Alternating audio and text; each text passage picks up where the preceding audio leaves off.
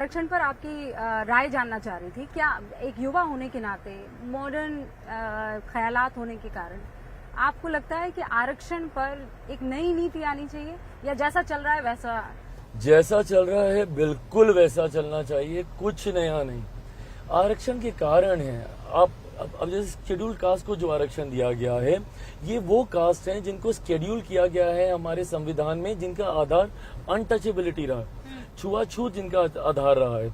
Schedule tribes वो लोग हैं, वो ट्राइबल कास्ट हैं जिनका आधार ट्राइबल रहा है, ट्राइबल कैरेक्टरिस्टिक्स रहे, उनकी वेशभूषा, रहन सहन, उनका कल्चरल, उनका परंपराएं उनकी अलग नहीं है। इसके आधार पे कि अगर सरकार इंडिया गठबंधन की बन जाती है तो मुसलमानों को उनका हक छीनकर और आरक्षण दे दिया जाएगा, क्योंकि ये लोग धर्म के आधार पर आरक्षण की बात करते हैं। और क्यों करते हैं मुझे नहीं पता। धर्म के आधार पर संविधान कतई इस बात की इजाजत नहीं देता कि आप धर्म के आधार पर, और क्यों बांटना। भाई आरक्षण तो सबको मिल रहा है ना। आपने अनुसूचित जाति की बात की, मुसलमानों में भी जो अनुसूचित जाति के लोग हैं उनको मिल रहा है। आपने अपर कास्ट के गरीब लोगों को आरक्षण देने की बात की, जो मुसलमानों में अपर कास्ट के गरीब लोग हैं उनको भी आरक्षण का लाभ मिल रहा है। जो पिछड़ा वर्ग के मुसलमानों में से आते हैं उनको भी आरक्षण का लाभ मिल रहा है। तो जब आरक्षण का लाभ मिल ही रहा है, फिर वही अपीजमेंट पॉलिटिक्स, फिर वही तुष्टीकरण आप कह रहे हैं। बड़ा 5 में से 2 सीटें आपने महिलाओं को दी है। सबसे पहले तो इसके लिए मुबारकबाद आपको। एक महिला होने के नाते ये मुझे बहुत बात अच्छी लगी है। लेकिन दूसरी तरफ एक महिला को लेकर देश की राजधानी दिल्ली में उठापटक चल रही है, स्वाति मालीवाल को लेकर। अरविंद केजरीवाल के जिस पीए पर यह आरोप लगाए वो उनको साथ लेकर घूमते हैं। चिराग पासवान का इस पर क्या कहना? Okay, so sorry taking this liberty. मैं आधा मिनट लूंगा आपके पहले वाले हिस्से पे थोड़ी सी और एक्सप्लेन करने का, क्योंकि मैं जिस राज्य से आता हूँ ना, यहाँ पे जातीयता और सांप्रदायिकता को फ्लॉन्ट किया जाता है। एक दल यहाँ पे ऐसा है जो MY समीकरण को फ्लॉन्ट करता है, जिसमें लोगों को जातीयता में बांटता है और सांप्रदायिकता में। MY में मुस्लिम और यादव गर्व से ये लोग बोलते हैं। मेरा भी एक MY समीकरण है रूबिका जी, जहाँ पे महिला और युवा है। और जो 5 सीटें मुझे मिली हैं, महज 5 सीटों में मैंने अपने इन दोनों समीकरणों को साधा है। 4 युवाओं को मैंने टिकट दिया है, 2 महिलाओं को मैंने टिकट दिया है। जात पात धर्म मजहब सब एक तरफ। ये ये सब बताते हुए you will be so happy and so proud जब आप इन लोगों को भारत की संसद में बोलते हुए देखेंगे। ये वो बिहार की छवि है जो देश के सामने आनी चाहिए। यंग, आर्टिकुलेट, इंटेलिजेंट यंगस्टर्स, जब वो भारत की संसद में बोलेंगे तो नए बिहार की छवि बनेगी। फुल आपको आत्मविश्वास है 5 और 100%। ऐसी शांभवी, ऐसी राजेश वर्मा, ऐसी अरुण भारती, चिराग पासवान तो रहेगा ही रहेगा, ऐसी वीना जी, ये 5 लोग हम लोग संसद में हम लोग बोलेंगे और बिहार की एक नई छवि बिल्कुल खेला हो गया है। So now coming back to Swati ji वाला विषय। ये इतना गंभीर विषय है और इसकी जितनी निंदा की जाए उतनी कम है। एक मुख्यमंत्री के आवास पर एक महिला के साथ ऐसा बर्ताव होता है, और उसका जो आरोपी है, और ऐसा नहीं है कि अभी इसके ऊपर जांच होगी या झूठ बोल रहे हैं, झूठा आरोप लगाए।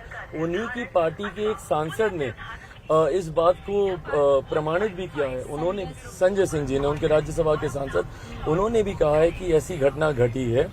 एक मुख्यमंत्री के आवास पर अगर दिल्ली में महिला सुरक्षित नहीं है तो किस तरीके की सुरक्षा की बात करते हैं। वो दिन भी दूर नहीं था जब हम लोगों ने दिल्ली में निर्भया जैसा कांड भी हम लोगों ने देखा था। और उसी के खिलाफ वो बात और है कि आज उसी सरकार का समर्थन लेकर ये चुनाव लड़ रहे हैं जिनके कार्यकाल में निर्भया का कांड हुआ, जिस वक्त ये सारी चीजें घटना घटी थी। बट बहरहाल आज ये लोग इस तरीके से मुख्यमंत्री के आवास में घटना घट जाती है और जो आरोपी है उसको मुख्यमंत्री अपने साथ लेकर घूम रहे हैं। अखिलेश जी की यादव में लखनऊ ले गए उनको, और उसके बाद बोलते हैं कि उनके ऊपर कार्रवाई होगी। कैसे कार्रवाई होगी भाई? आप उनको अपने साथ घुमा रहे हैं। और ये छोटी घटना है कि एक मुख्यमंत्री के आवास पर, मतलब मुझे नहीं पता कि एग्जैक्टली क्या हुआ, बट जो जानकारी सामने आ रही है, लात दूसरों से मारा गया और उनकी अपनी सांसद केस दर्ज करवा दिया है। बिल्कुल। और उसके बाद वो कुछ समय तक चुप थी, गायब थी। मुझे नहीं पता कि क्या दबाव की राजनीति हो रही थी, नहीं हो रही थी, पर ये तमाम बातें एक मुख्यमंत्री के आवास पर हो रही है। इससे ज्यादा शर्मनाक और क्या हो सकता है? और ये तब होता है जब प्रधानमंत्री नरेंद्र मोदी से मणिपुर पर सवाल पूछा जाता है, राजस्थान में बलात्कार पर सवाल पूछा जाता है, कहीं और अगर महिला के साथ दुर्व्यवहार हो जाए तो सवाल पूछ लिया जाता है। So my crime is lesser than yours doesn't mean कि वो क्राइम नहीं है। अपराध अपराध है, और वो देश के किसी भी कोने में किसी भी महिला के साथ, and why to single out महिला, किसी भी व्यक्ति के साथ, इंसान के साथ कहीं पे भी आपराधिक घटना घट रही है वो निंदनीय है। सरकारों की जिम्मेदारी है कि ऐसी घटना पर पूर्ण विराम लगाएं। क्या चिराग पासवान को 2024 लोकसभा चुनाव के नतीजों के बाद एक बड़ी भूमिका में देखेंगे दिल्ली में हम? मुझे नहीं पता कि भविष्य के घर में क्या है। And to be very honest Rubika ji, मैं जिन परिस्थितियों से निकल कर आया हूं ना, मैं बहुत ज्यादा भविष्य की प्लानिंग मैं देखता नहीं हूं। मैं हर चुनौती के लिए अपने आप को तैयार करके मैं चलता हूं। मैं मान गया हूं अब इस बात को कि चाहत और हकीकत में बहुत फर्क होता है। बड़ी बात है। और हकीकत के सामने चाहतों के कोई मायने नहीं होते। चाहतों के अगर इतने ही मायने होते ना रूबिका जी, तो आज मेरे पिता मेरे साथ होते, मेरी पार्टी नहीं टूटती, मेरा परिवार नहीं टूटता। एक हकीकत ये भी है कि आप भी तो शहजादा ही हुए ना। राहुल गांधी शहजादा, अखिलेश यादव शहजादा, तेजस्वी यादव शहजादा, तो आप भी तो शहजादे हुए। परिवारवाद का आपको भी तो जवाब एक देना ऐसा होगा। शहजादा जिसका राजपाट सब लूट कर उसको बोला जा रहा है कि तुम शहजादे हो। सब कुछ तो मुझसे छीन लिया गया रूबिका जी।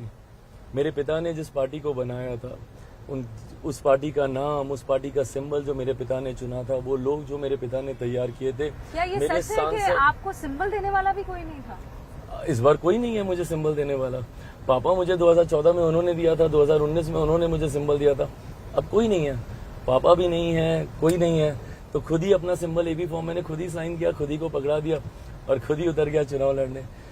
अब ये वो चीजें हैं जो लोग पता नहीं कितना समझ पाते हैं, नहीं समझ पाते हैं, बट ऐसे समय में ना वो एक टीस